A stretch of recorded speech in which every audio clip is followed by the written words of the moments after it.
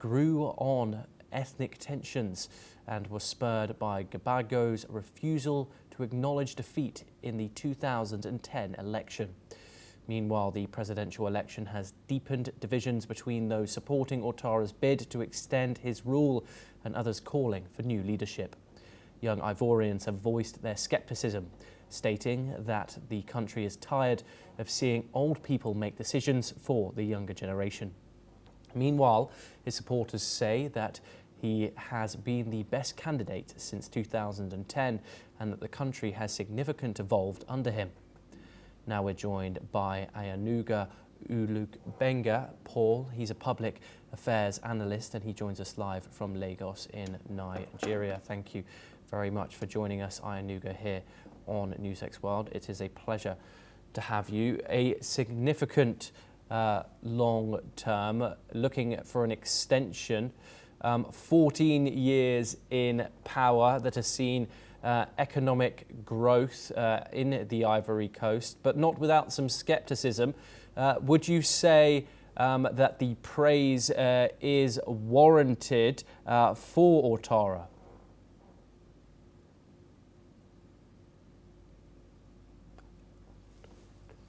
Okay, the Ivorians go to the polls today with people from across the country looking to vote in a new leader. 83-year-old incumbent Alassane Ouattara has been in power for nearly 15 years. He is pitted against two former government ministers, as well as the ex-wife of his predecessor. However, Ouattara is the only one who has the backing of a prominent political party. Young Ivorians have expressed skepticism, stating that they're tired of old people leading the Ivory Coast, and they want a younger face to lead the African nation. However, he is the clear favourite to extend his rule for another 4 years. We are hopefully going to be joined by Ayanuga to discuss this very soon.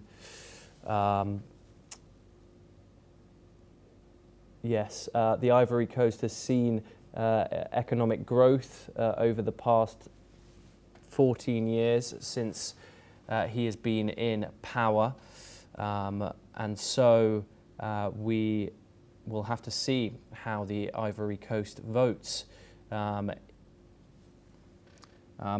presidential election has deepened these divisions for those supporting the bid to extend Ouattara's rule under the leadership of Ouattara. These young Ivorians, of course, wanting new blood at the head of the Ivorian government. Let's move on now. Okay, we are moving on.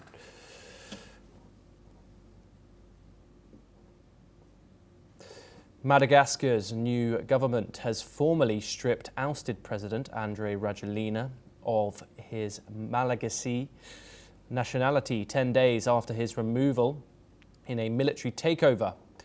The decree, signed by Prime Minister Andry Rajoelina and published in the official Gazette, has stated that Rajoelina has not lost his nationality after acquiring French citizenship in 2014.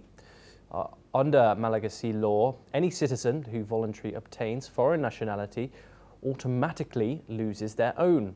The move now bars Rajoelina from contesting in future elections. His French nationality first sparked controversy ahead of the 2023 elections when it was revealed nearly a decade after being granted. Okay, we're now joined by Amina Ateru. She's an African journalist and she joins us live from Lagos. Thank you very much for joining us, Amina. Thank you. It's a pleasure to have you here on the programme. First of all, can you tell us a little bit more about this former president, President Rajoelina, who he was as a leader and how this all came about, why he applied for French citizenship, given he, of course, knew the law, and this whole process that has occurred?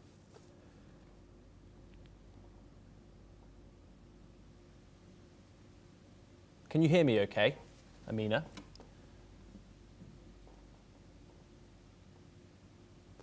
Hello, can you hear me okay? No. Okay, I believe we're having some technical issues there. Well, please bear with us while we try and get Amina back. Of course, a hugely significant story coming out of the island of Madagascar. A former president stripped of his citizenship by the Prime Minister of Madagascar. 10